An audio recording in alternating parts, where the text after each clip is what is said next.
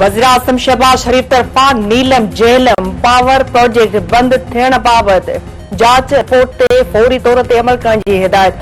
ख़राबियुनि जे ज़िम्मेवारनि खे पधिरो करे सख़्त कार्रवाई करण जो हुकुम संदसि चवण आहे त माहिरनि निशानदेही कई त नक्शे में ख़राबियूं आहिनि, कंक्रीट लाइनिंग न कई वई। वॾे ऐं अहम मनसूबे में मुजरिमानी गफ़लत बदकिस्मती आहे। मनसूबे बाबति तफ़सीली जियोलॉजिकल सर्वे छो न कराई वई? रिथा बाबति थर्ड पार्टी वैलिडेशन न कराए मुजरिमानी गफ़लत कई वई आहे।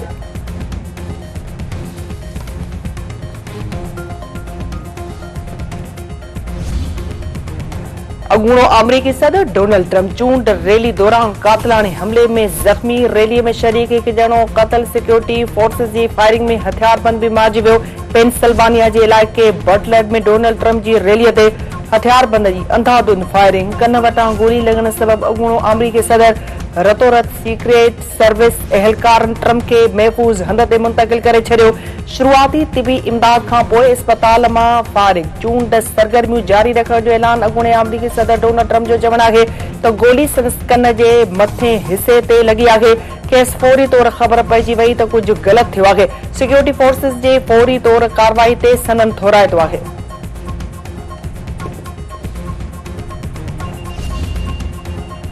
अमरीकी सदर जो बाइडन पारां डोनाल्ड ट्रंप ते हमले जी मज़म्मत संदसि चवणु आहे त ख़ुशी थी आहे त डोनाल्ड ट्रंप हमले में महफ़ूज़ रहियो आहे। अमरीका में तशद्दुद जी का बि गुंजाइश नाहे।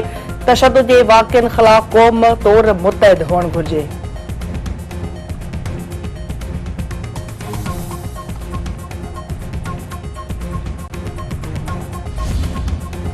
हुकूमत महांगाई जे पीड़ियल अवाम ते बिजली बम गिराए छॾियो। बिजलीअ जे बुनियादी अघ में 70 रुपया 12 पैसा फी यूनिट इज़ाफ़ो। घरेलू वापेदारनि लाइ फी यूनिट 48 रुपया 84 पैसा फी थी वियो। हर महीने 200 यूनिटनि ताईं घरेलू वापेदार 3 महीननि लाइ इज़ाफ़े खां आजा करार।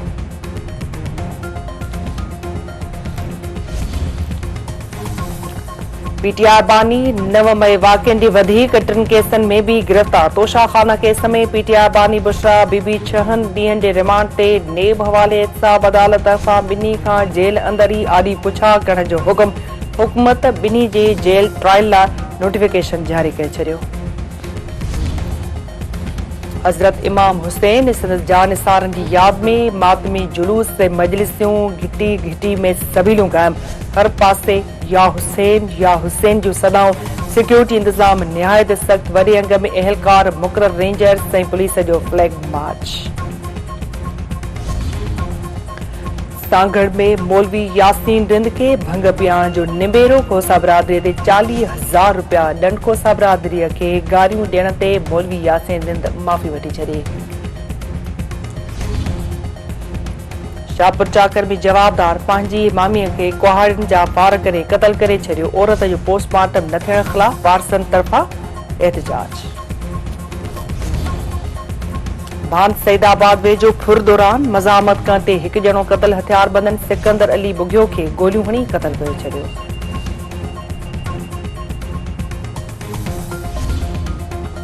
पिरालो भरिसां नारेजा ऐं आलमानी बिरादरीअ में झेड़े दौरान हिकु ॼणो क़तल। हथियारबंदनि अब्दुर्रहीम नारेजे खे क़तल करे छॾियो। ऐं पाकिस्तान तरफ़ां चैंपियंस ट्रॉफीअ जूं मैचूं ॿिए हंधि न कराइण जो उसूली फ़ैसिलो। पीसीबी प्लान ए या बी जे अफ़वाहनि खे रद्द करे छॾियो। भारत दौरो न कयो त क़ौमी टीम बि 2026 जे T20 वर्ल्ड कप लाइ भारत जो दौरो न कंदी।